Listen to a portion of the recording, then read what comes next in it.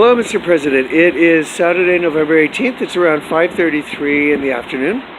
We're on Pender Street near Richards and Pender in downtown Vancouver.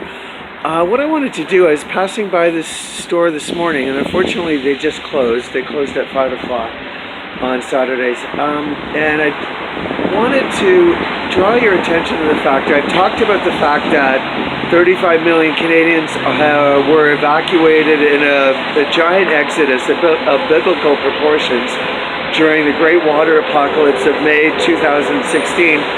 And I passed by this store and I saw this sign, and it says that they're retiring supposedly and they're closing up shop. So this is kind of cute. Thank you, Vancouver. It's an umbrella store, Mr. President. It's called the Umbrella Shop, and it's at, unfortunately though, it's got the kiss of death with the address, 526 West Pender Street. 2 6s, Mr. President. That is not acceptable in this Nazi state. That's bad news. So unfortunately, you can look inside with me. It's a cute little umbrella store, and they probably had a good foot traffic at one point. It gets a lot of rain here in Vancouver, as you know. What I like to do though is draw attention to the fact that behind the 35 million Canadians that have been made homeless by the Illuminati and several elements within the United States government, and there's many other players, of course, but let's be honest, the CIA is involved in this. We're following the Kubark manual, as we've noticed today.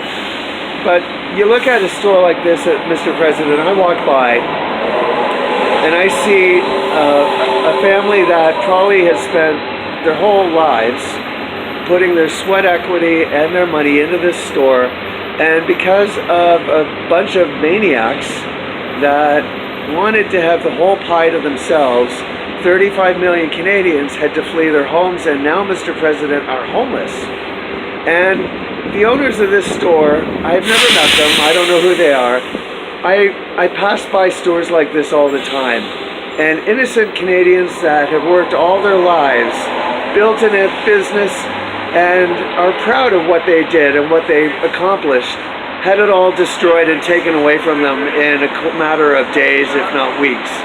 And this store now is closed.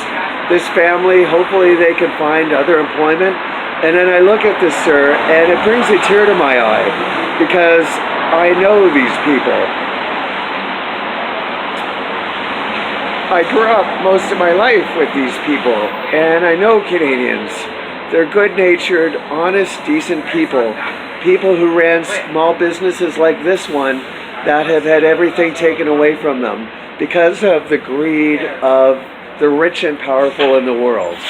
And I look at this and I think even further, how many businesses like this will never recover? How many people will never come back?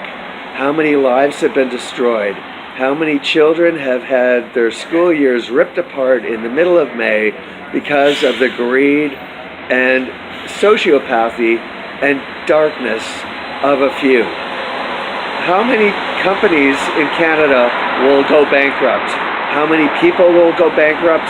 How many social relations, how many marriages have been destroyed? How many friendships? How many courtships? The human impact of what has just been done to this country, sir, cannot be overestimated. There has been a tragedy of biblical proportions that has affected and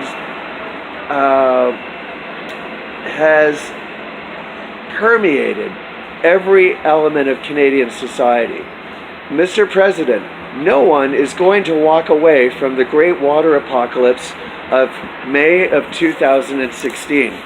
Whereas my Canada will guarantee that this incident, the persecution of 35 million of my fellow Canadian brothers and sisters, will not go unacknowledged, and there must be competent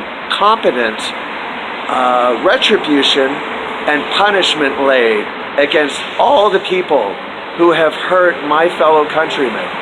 This cute little umbrella shop is no more. What will take its place? how long will it take this country to recover to the point where at one point, just 20 years ago, the International Peers of Canada ranked Canada as #1 country in the world in which to live 7 years in a row. And now this country is in complete ashes because, again, of the greed and sociopathy of a few lunatics across the world. This poor little umbrella shop, sure, it started in 1935 and in 2016, thanks to some violent clone cops, is no more.